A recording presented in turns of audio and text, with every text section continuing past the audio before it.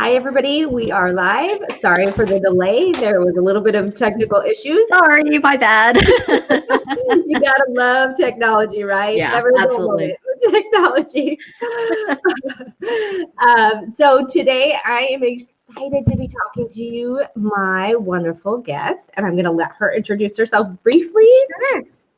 Hi, I'm Katrina Dionisio, also go by Cat. I am a writer of children's, young adult, and new adult, kind of emerging, querying, but passionate about the projects I'm working on. Wonderful. And tell us a little bit about the projects you're working on because they feed into the topic of discussion for today. Yeah, absolutely. So I am working on I just finished querying yesterday, like a crazy person, yesterday that I wanted to query on, well, not yesterday, actually New Year's Eve. That is what I spent my New Year's Eve doing, is filling out all my queries for a children's like picture book that is inspired by our robot vacuum who stopped working after my mother-in-law passed away. But we wanted to. There are.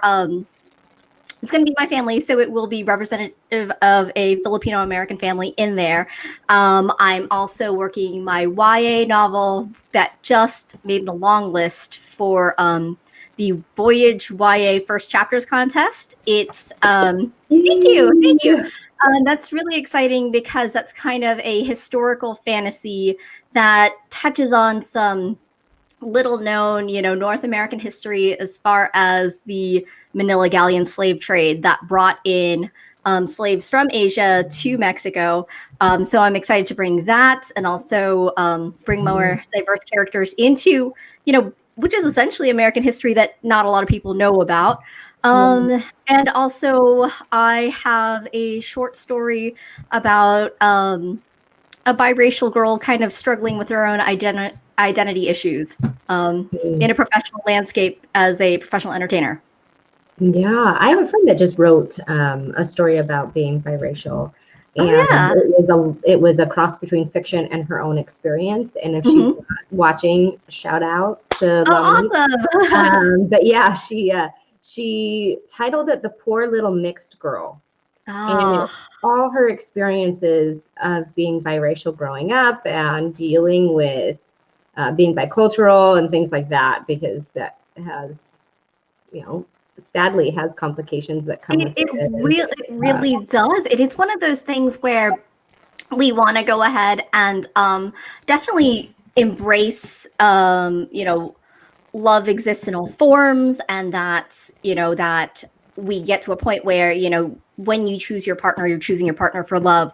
But then there's all these other implications that you may have not even considered for your children, as far as how to manage both sides of those things. And I even had that my own experiences, just being part of a diaspora, being the first, first-born, first-generation American, where it's like I'm straddling cultures and I'm not quite this and I'm not quite that.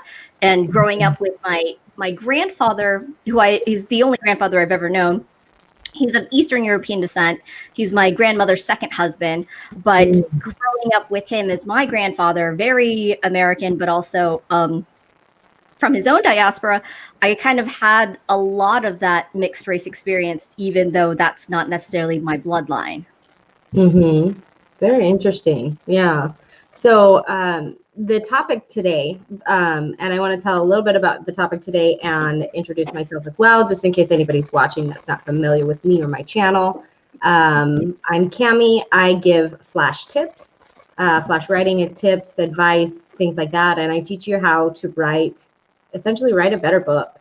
There are too many people that are publishing things that aren't ready to be published. And that's there's scary things about, like, because you can self-publish, you're just that itchy trigger finger. Yes, people are so excited to publish that they're like, see, here's my book, and it's riddled with errors or things like that. And so, scouring the internet looking for stuff and taking workshops and things, I struggled really finding content that I felt was valuable. There's a lot of free content that's worth what you pay. So even from some of the bigger YouTube channels. And so I made this channel as a commitment to you guys, my viewers, to find or create the best writing content out there on YouTube, on the internet. I'm finding it for you guys because free content is great as long as you know that you're getting it from a great source. So yes. Oh my gosh. That's so completely valid. Yes. And there's quite a few, really big YouTubers who have huge channels and their writing advice is garbage. Sorry guys, but it is garbage.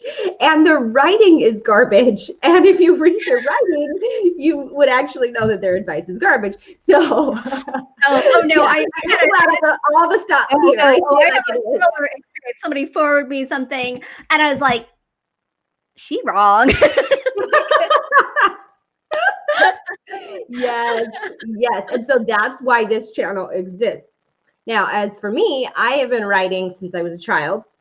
I discovered Emily Dickinson and Edgar Allan Poe when I was 11, and I said, what? I can write the dark things I'm going through? Yes, I will. Thank you very much.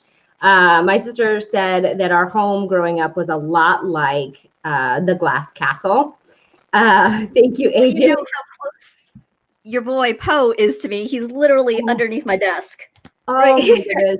I love you. I knew we needed to be friends. We're like spirit friends or something. Right there. So my sister read The Glass Castle and she said, oh my gosh, this is our life. But somebody else wrote it. So we had a super fun house growing up. And I started writing my experience, and I started writing what's called narrative lyric poetry, which is essentially flash fiction, but it has a cadence like music. So it's kind of a cross between poetry and fiction. And I got published first when I was 16, and I've been writing ever since. And I am a prolific researcher. I love it. I really love to research. So I have a lot of what I find to be valuable content. And what I don't have, I bring to you by bringing in wonderful people like Cat. So today's topic is one that I really can only speak to in part from my own experience. And it is about writing diverse characters and writing diversely. So let's just dive in here. I'm going to start, start pulling up these banners. And we're going to start by just defining what we mean by writing diversely. When I say writing diversely, what I mean is having a slew of characters that don't all look, act, think, and talk the same. Exactly. Yeah. You want the opposite of homogenous. And that word homogenous is a term that I used a lot describing the area I grew up in. Which was very hard for me because I spent the early part of my childhood in Jersey City, New Jersey, which is incredibly diverse, culturally, ethnically, religious backgrounds, all over the place. And then I moved to Melbourne, Florida, which is when I turned homogenous. Everybody's like white and Protestants. And like, I was like, oh, wow, I am a sore thumb here. I was like, my school was so diverse. The school board was so diverse that we got every Jewish and Christian holiday off just because there were that many, Jewish children in the school system. And so when we say write diversely, it's more of like,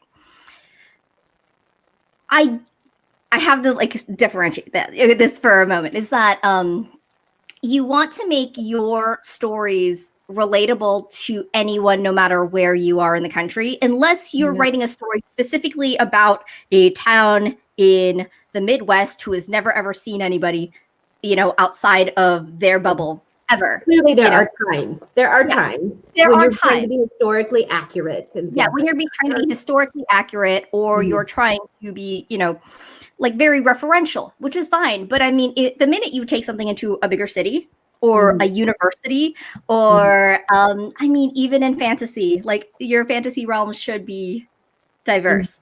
And that's where you really need to empower your readers to see themselves. And I think that that's what it means by representation matters. I read this book when I saw, so it's this book, Patron Saints of Nothing by Randy Rebai. It's the first time I ever really saw anybody like myself culturally, and I was rocked. I was rocked. And that's kind of what I'm going for, at least when I'm Yes, trying to write diversely, is to absolutely. have somebody see themselves.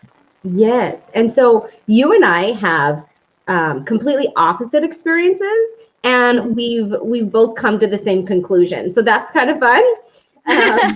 I grew up in a home that initially was very vanilla. I was in a small town. I think there were a handful of Hispanics. I think they were all Mexican, actually. And I think there was maybe one Black family. I mean, we were just all white, and we were all the same religion, and we were all middle class, and we were all the same, all of us. And there was quite a bit of mental illness in my home, things like that. So what was under the surface wasn't the same as everybody else, but what we presented was. And when my dad got into some legal trouble, that was fun. My parents got divorced, and they both got remarried, and they both did the exact same opposite thing. It was bizarre. So my mother married a Mexican American. He was, I believe, a second generation Mexican American who is 20 years older than her. Oh, wow. So he was her mother's age and 2 years younger than her father. And so my stepdad grew up during the Prohibition, and his stepdad owned a speakeasy, and he had the zoot suits and lived through the Depression, and all of this is like living history for me. And then my father did the exact same opposite weird thing, and he married a Black American who was 20 years younger than him. So it was literally 20 years for both of them. It was the weirdest thing. But my family went from being exactly the same as everybody else to totally different. And when my mom got remarried, we moved to a big city. You could fit my small town inside of my new high school. So huge difference. You know, I started attending a Black congregation. I mean, just my world opened up in a way that I never thought it was closed. And it's a beautiful way to, you know, come around to it too, you know? Yeah. Yes. Absolutely. Absolutely. And so I really learned to understand different cultures, appreciate different cultures, and really love diversity and really love the diversity that exists. Now, I want to tell you guys something that I think is super important. A lot of people really shove diversity down your throat, and they really say, you know, you have to be an ally, and you have to this, and you have to that, and stay in your lane, or write diverse, or There's a lot of shaming happening. I don't like the shaming. It makes me I want to tell you that this is wrong. This is wrong. What we need to do as a society is show people what's beautiful. Show people what there is to love about somebody who's different than us. Because as we bring in different people with different perspectives, different values, different experiences, what we bring in is extra value. And so when you're writing a story and you bring in people who are different, what you add is layers of complexity, you add tension, you add a unique flair. You add so much to your story that would be missing if everybody was the same. Absolutely. And I think you already touched upon the point of what you presented forward to what was actually going under the surface with your family.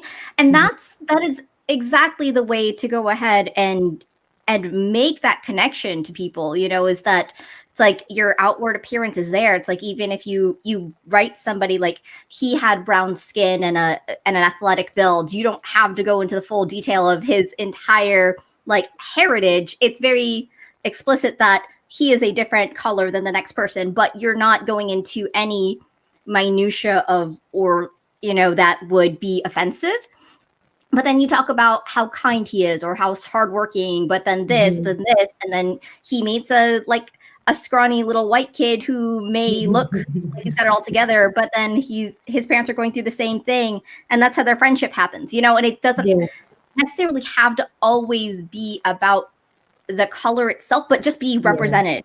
And remember is that what it comes down to is the character's heart is what really has to speak the most. Yeah. And the culture really just sort of influences their worldview. It doesn't have to be all the character is about. And I think that's what you're sort of speaking to. We are all layered. We all have more to us than just our culture, but our culture definitely influences how we view the world, for sure. Absolutely. And that's one of those things too, is that yes, we do want more allies and we want you to be a good ally, but I've obviously I'm not the representation of all POCs on this subject, but I clearly am not. So just like, for me, if you are, say, a character who doesn't know a lot about other cultures, if you were to write your main character as being a little naive and wanting to know about those, and just because it is from their perspective, it's their POV, to write in that, like, I wish I knew more, or I don't, like, you don't have to, like, try to make yourself an expert at all. And I feel like when you write that naivete, that is authenticity. That is all of us trying to learn more about not just race, but gender identity and sexual identity and, personal identity, and like, even representation when it comes to, abilities and, body types. Like, that's like diversity is more than just a cultural, racial thing. Yes. And I will have a few comments about abilities and things like that, because I have a few pet peeves, but we'll save that for a minute. And Carolyn said, I love what you're saying. Thank you so much, Carolyn. I'm so happy that you're here with us.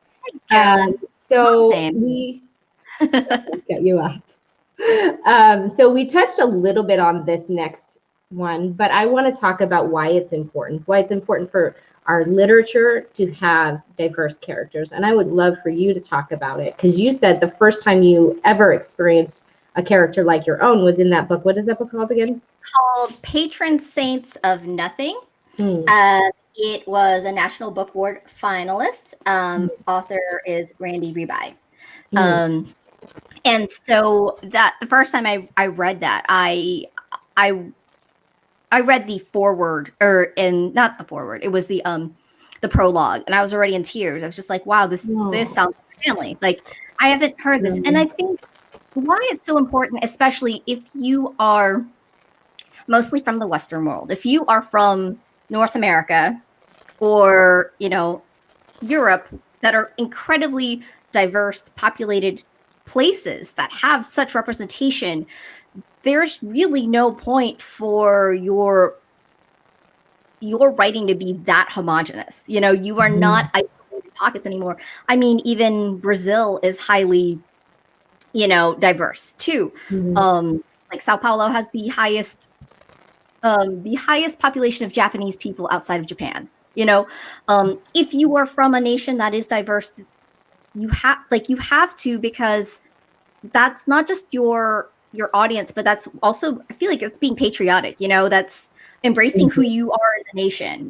We as a nation are not one thing. The concept of all American is not, the nuclear family. It's not homogenous. It's not. No, absolutely. It's blended families like yours. It's like, I have a blended family, and it's just, it's so layered, and it's so beautiful and diverse, and I don't feel like it's, why am I having trouble with words? That's the thing, is you put a microphone and a writer and they forget how to use words. That's exactly right. That's why we're writers and not public speakers, right? I know.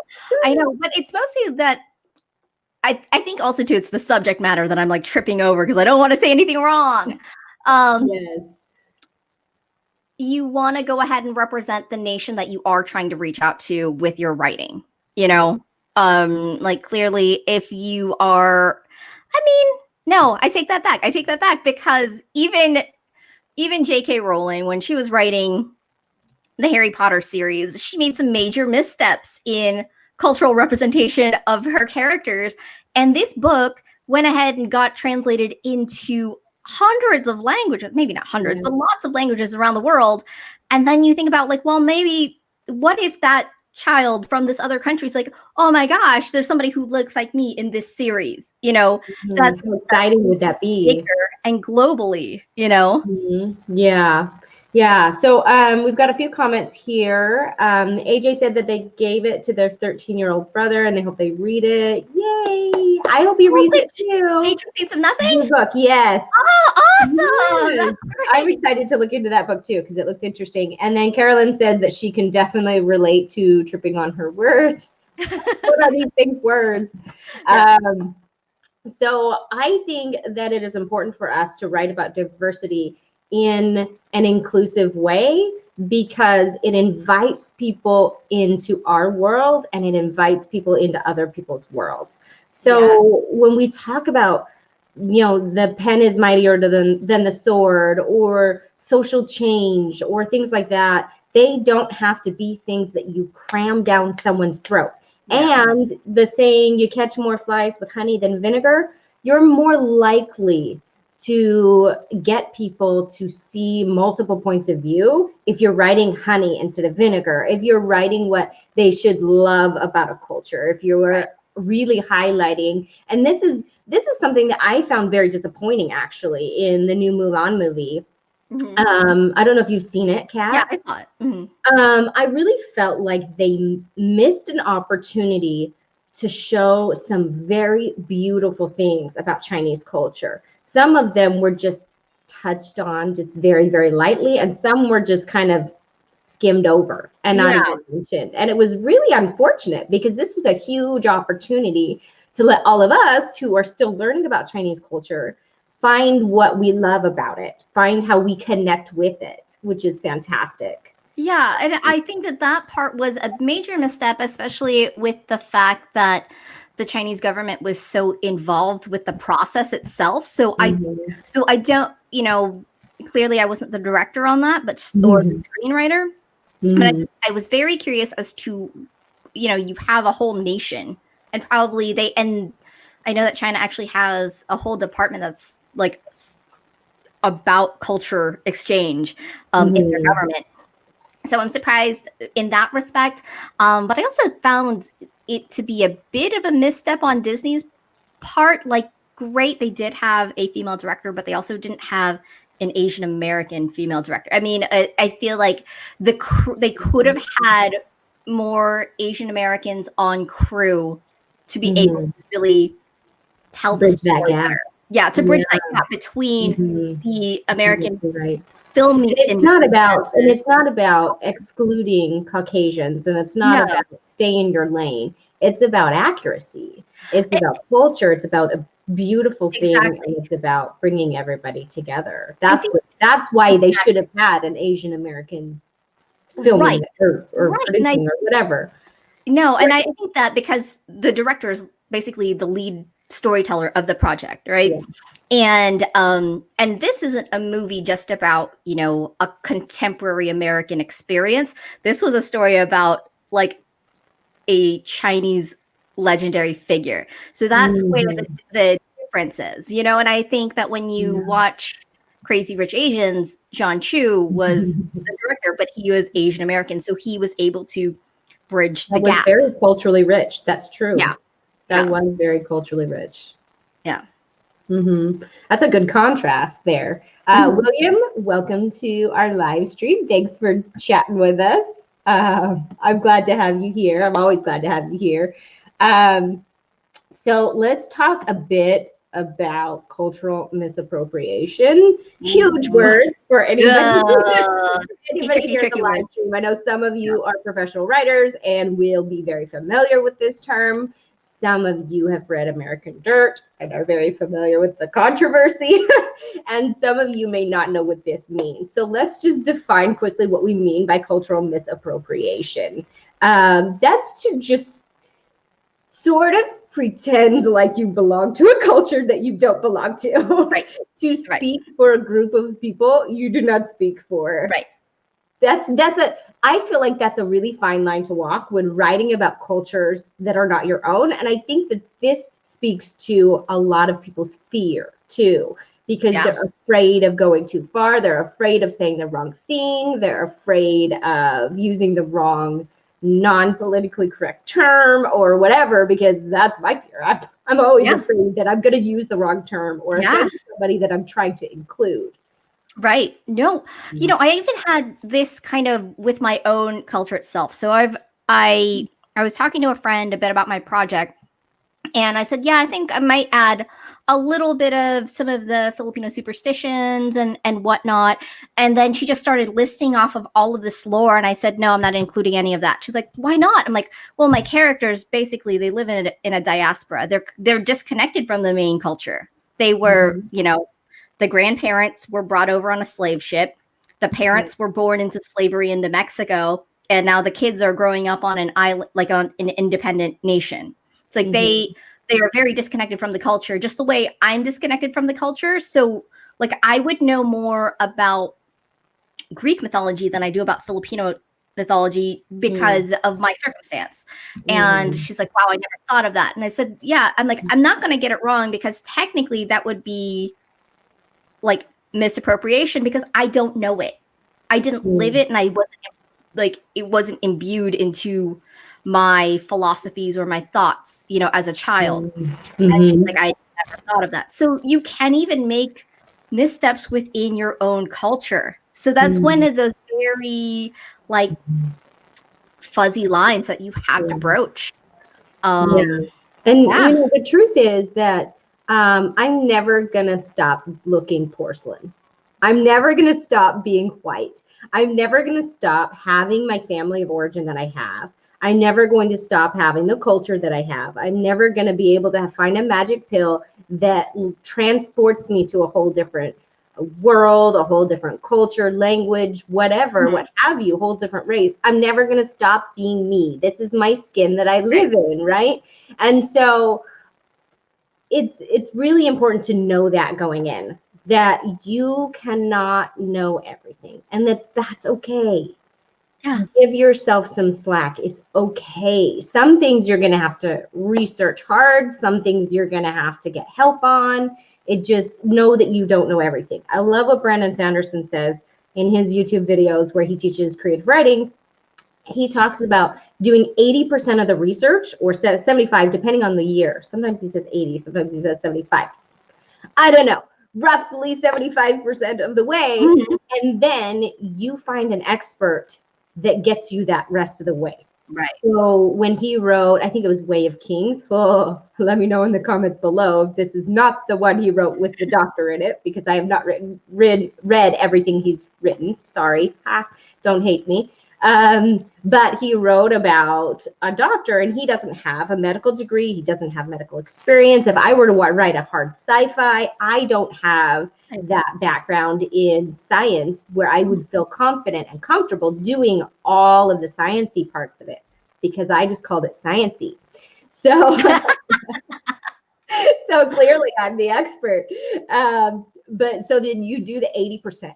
You do that work. You do the legwork, because it helps you not only in building the character, but also in building the world, and in the word choices that you make, and in the way that you sentence the structure. It's going to come across that you know a little bit about what you're talking about. And then from there, you find beta readers and alpha readers, and I think they're both super important. Oh yeah, in this case. Absolutely. And I've been on both sides, and I've like alpha and beta read for friends, and you just go ahead and you have to find somebody with, excuse my language, with the same amount of balls you do, like somebody who can give it to you as much as you can give it. If you can't be honest with each other, then you're not going to have, neither of you are going to get any better.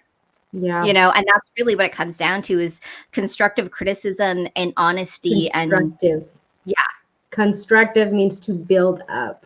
Yes, exactly. That will help you be better, not your crap because you blah, blah, blah, blah, blah. Garbage, get rid of them. One big thing is that you always ask why. And I said, why did you choose this word? I'm like, this word reads weird to me, but why did you choose this word? Or just like, it's like, this sentence structure is really, it's off. So when I write, and I go back into my edits, I use this app called Voice Dream Reader. So it also yeah, let me know. I will put that in the comments below for Yes. everybody. I have never heard of this. Tell me. So the Voice Dream Reader app. So I go ahead and I listen to it as I'm editing, because what I like about listening to it is that the human eye will play tricks on you. Yes. And when you listen to it in your ears, you can catch redundancies. You can see where something trips up in words. If a robot is tripping up on sentence structure, you need to rewrite it. Yeah. If you said like in like back to back, you're like, okay, I need, I know that the adverb is awfully debated, but sometimes, honestly, I did theater as a kid, and performance. I also listen to a lot of audiobooks, and that's my thing. Is that yes, just said alone, people are just like, you just need to write said. Like, no, you don't need to just write said, because somebody's going to read this, and if you're listening to it and he said this, she said that, she said, I'm like, that it writes as children's literature if you only use said and you use it repeatedly. It does. And that, remember we were talking about like the YouTube experts who have so many yeah, one of those, like, you just need to write said. Like, you're wrong, lady. You're wrong.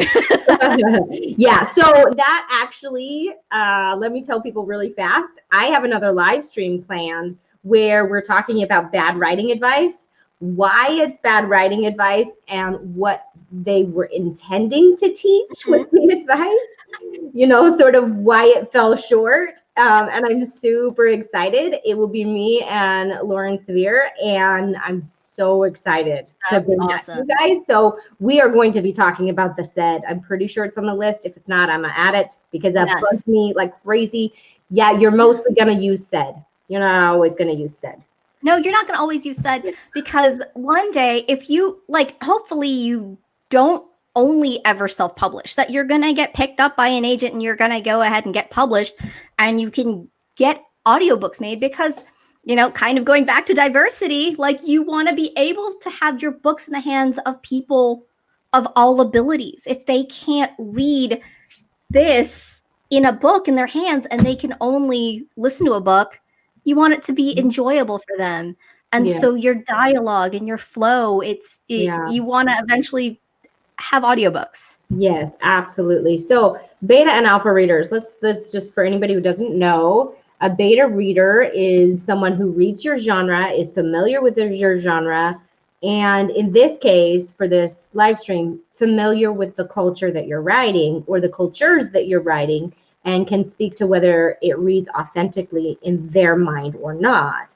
I would say that there are alpha readers for writing diversely, and I would say that they are other writers who are in that culture, or editors or people who are in that culture, or they are sensitivity readers, professional sensitivity editors, which are going to be a huge resource for you guys. Let me just check the chat really fast.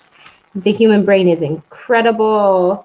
It automatically fills things in. Exactly. Yeah, exactly. We're going to miss a lot of errors. And so she said, what a fantastic tool. I'll have to look it up.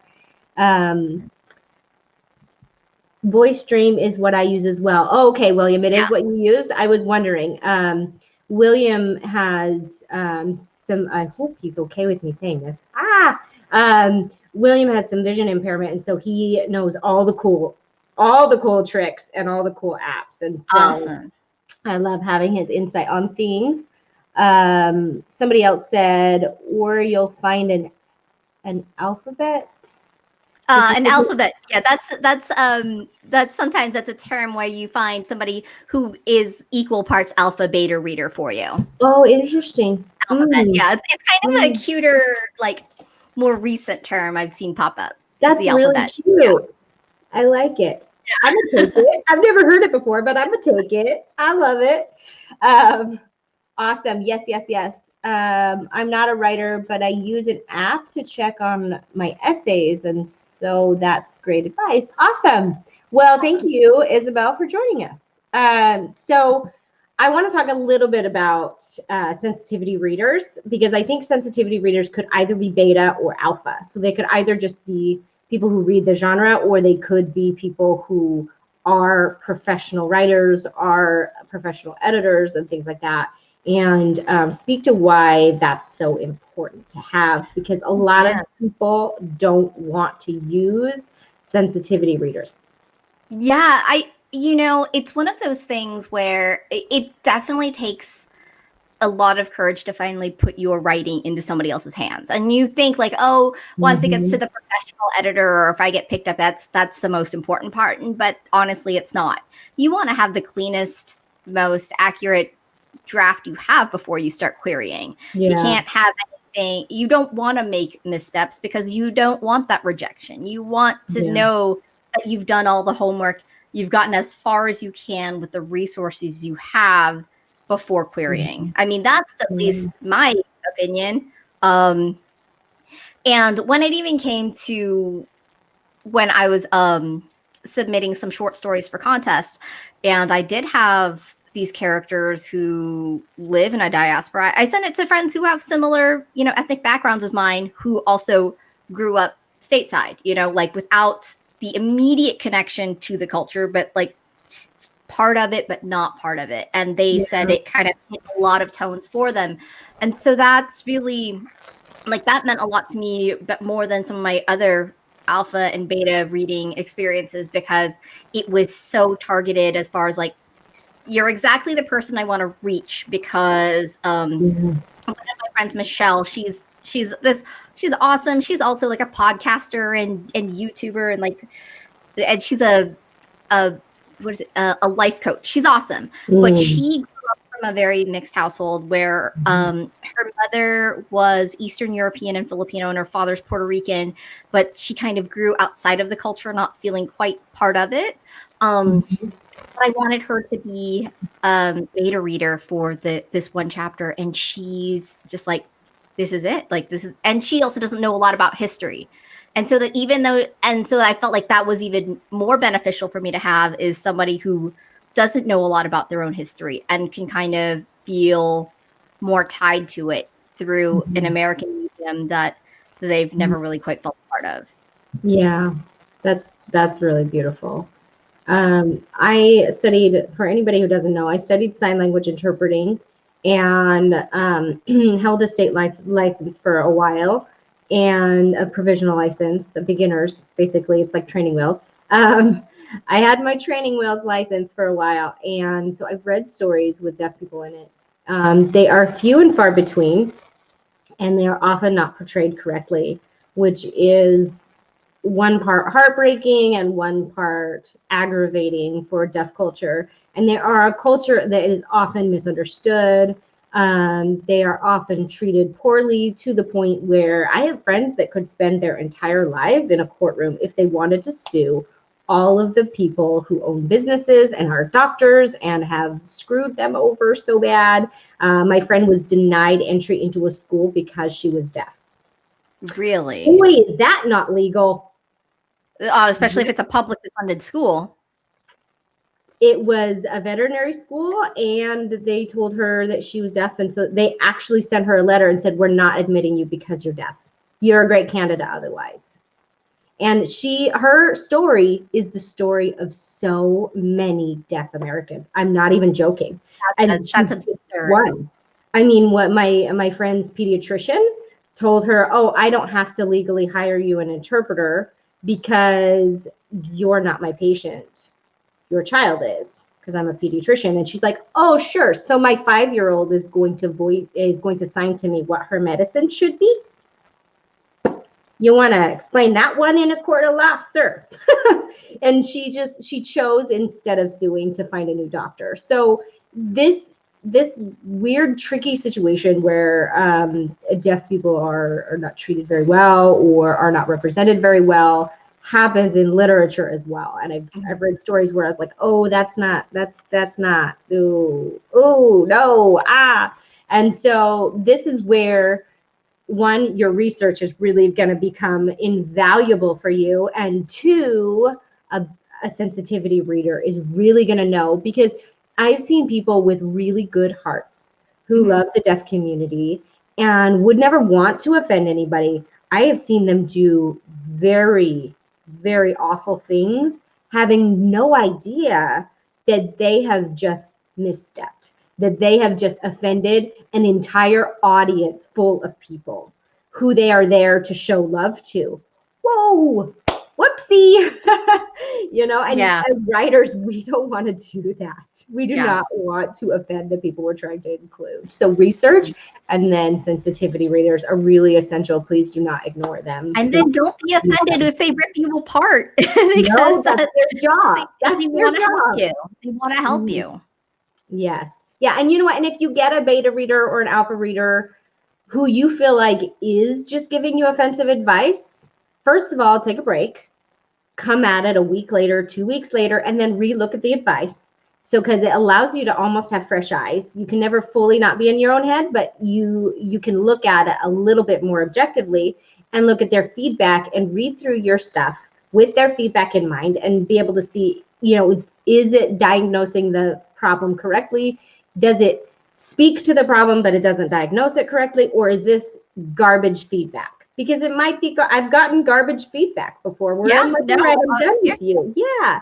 And so if it truly is just somebody harping on you, or it is bad advice, or it just doesn't fit into the vision you have for the story, then find a new beta or alpha reader. Don't just quit and publish what you've got. So. And another thing too, like finding your alpha and beta reader is a lot like finding a partner, somebody you really trust. Yeah. And because you're basically trusting them with your baby, and if you have to have I feel like you almost need to have like an intimate friendship or like something, like at least like a mutual respect for each other to be able to do something like that. Something so like you have to click, like the chemistry has to be there. And even if especially what I've found is that if you have almost similar styles, that also makes for a really good alpha and beta relationship too. It's just like, oh, you write good dialogue, like you're very dialogue heavy, I'm very dialogue heavy. You're very like, biting, I'm very biting. Like we have similar styles. Like we know that we're not going to call each other out on language choices necessarily, or whatever we're looking for. We know what each other are going to be looking for, Yes. Yes, yeah. Absolutely. Absolutely. And William said that he also uses Voice Dreams Writer app for notes and for jotting down ideas. And he says that he was rejected from a school because of his blindness. That is really unfortunate. That's really unfortunate that still exists. And unfortunately,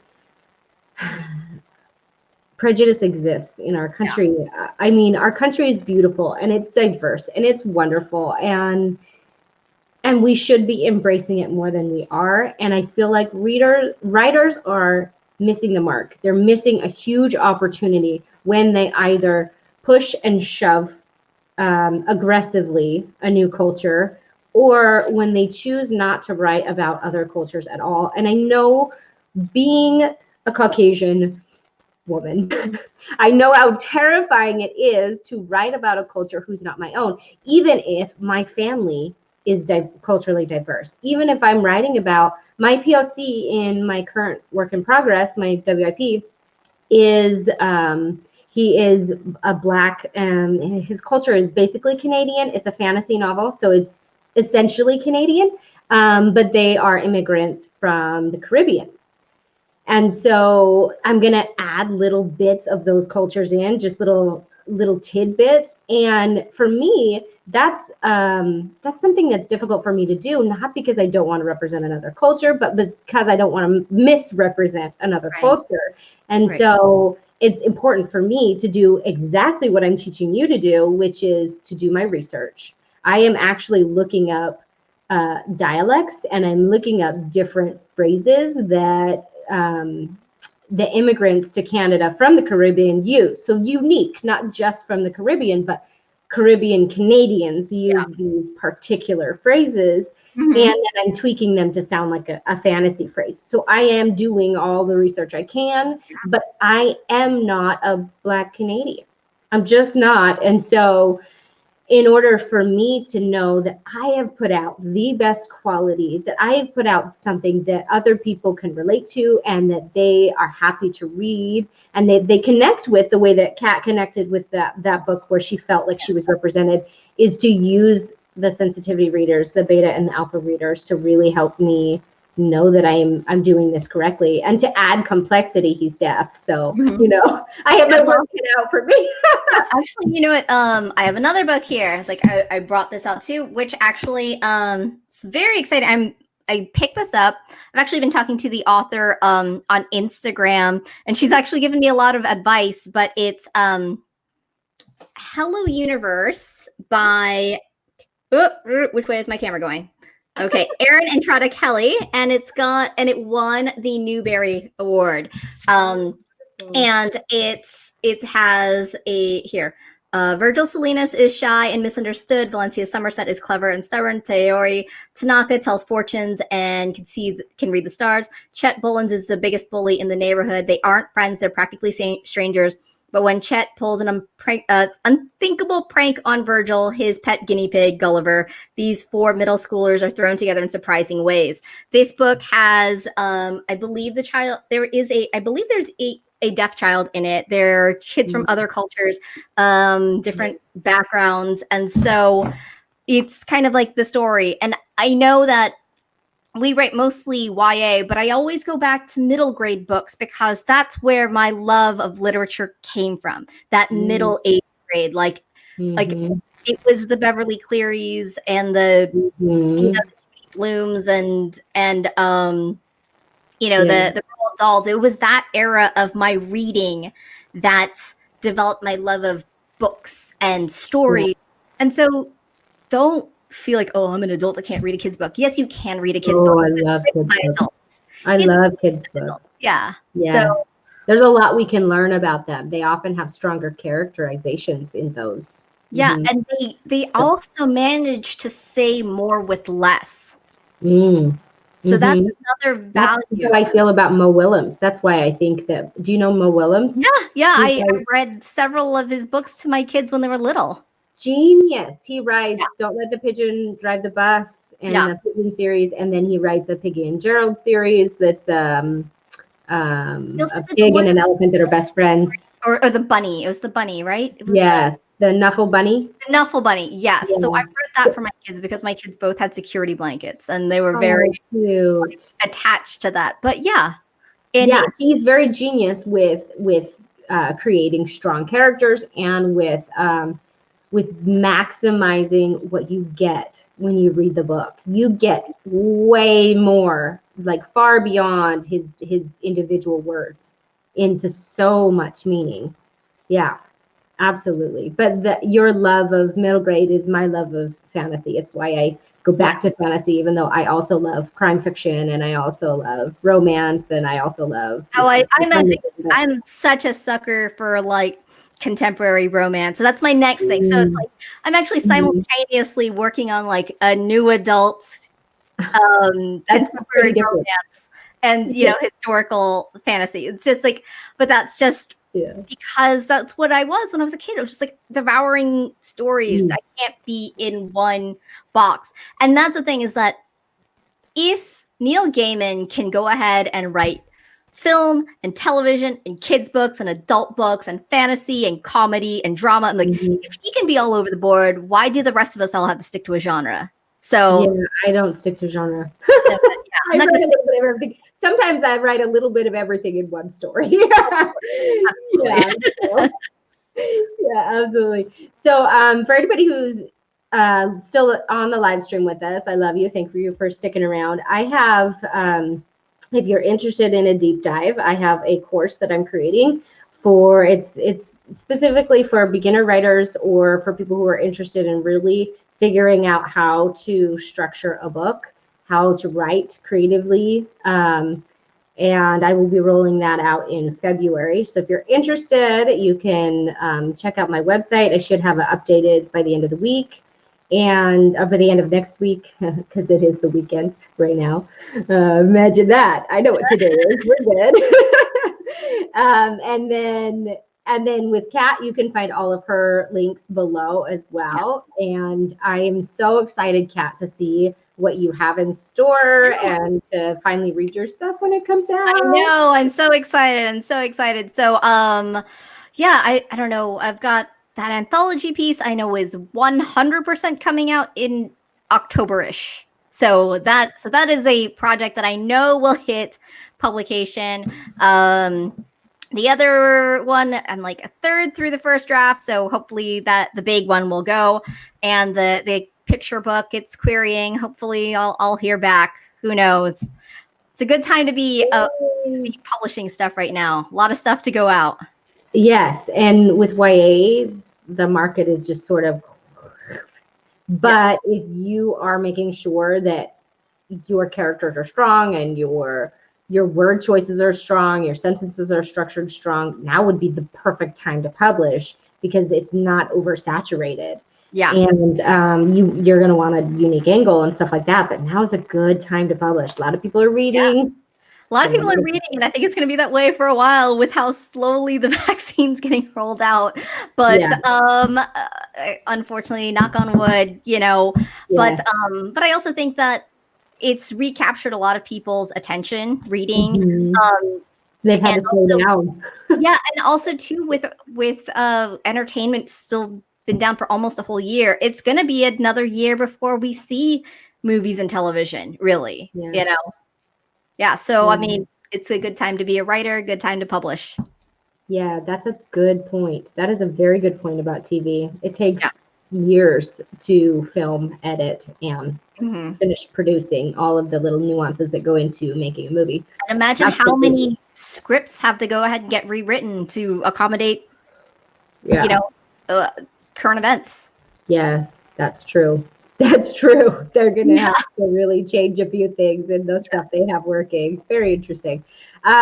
So if you wouldn't mind, please hit the like button for me. That lets YouTube know that this was a great live stream. And it actually, the algorithm will send my video out to more people if you hit like. So it really supports my channel and helps me grow. And if this is your first time on here, I give weekly videos, and they're usually either workshops and live streams, or they are tiny little snippets that are packed with information. I give the best information in the shortest form I can give it to you in. So I hope that you found value. If you did, please hit like and subscribe and hang out with me more. And welcome to my channel. Thank you, Kat, for joining us. Thank you for having me. It was fun. Yeah. Bye, everybody.